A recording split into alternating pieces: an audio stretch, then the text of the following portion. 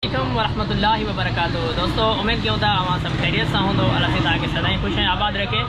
असां ॿिनि ॾींहंनि जे मतिलबु टाइम जे मुताबिक़ ॿिनि ॾींहंनि जे डे जे मुताबिक़ छंछरु ऐं आचर जे ॾींहुं हिकु नज़ीर भाई हिते असां वटि स्टॉल जो कमु स्टार्ट करे रहिया आहिनि, जंहिंमें खोड़ सारियूं अशिया हूंदियूं जीअं स्मार्ट वॉचिस आहिनि, ट्रिमर्स मशीन्स आहिनि ऐं अदरवाइज़ ॿियूं खोड़ सारियूं आइटम जेके असांजे मतिलबु रोज़मर्रा जे कमु ईंदियूं आहिनि शयूं, उहे असां हिते स्टॉल लॻाए रहिया आहियूं नज़ीर भाई असांजे मतिलबु शॉप जे ॿाहिरियों।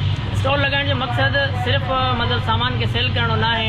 हिकु नौजवान नस्ल के असां इहो पैगाम ॾियण था चाहियूं त तव्हां बिना कंहिं शॉप जे बिना कंहिं रेडी जे मतिलबु उहे माण्हू जेके चवंदा आहिनि त यार को कमु नथो थी सघे पियो, असां मतिलबु दुनियादारी जे हिसाब सां मतिलबु पोइते आहियूं, उन माण्हू खे अॻिते तव्हां वधाए सघो था, माना कमु करे सघनि था उहे माण्हू बग़ैर कंहिं शॉप हुजे या बग़ैर कंहिं रेडी जे बग़ैर कंहिं मतिलबु पॉइंट जे तव्हां मतिलबु हिकिड़े मतिलबु कंहिंखे पैगाम कयो असां ॾियूं था पिया त तव्हां उन शइ खे हासिलु करे सघो था जेके माण्हू उहे जेके चवनि था यार कुझु नथो थी सघे, उन्हनि जे लाइ इहो पैगाम आहे। तव्हां हर कुझु करे सघो था, सिर्फ़ु तव्हां में महिनत हुजणु खपे, सिर्फ़ु तव्हां में स्ट्रगल हुजणु खपे, सिर्फ़ु तव्हां में जदोजहद मतिलबु हिकिड़ो कंटिन्यूसली तव्हां पंहिंजी लाइफ में रखणु चाहियो त तव्हां हर कुझु करे सघो था। उहे माण्हू जेके चवनि था नथा करे सघो सभु कुझु करे सघनि था।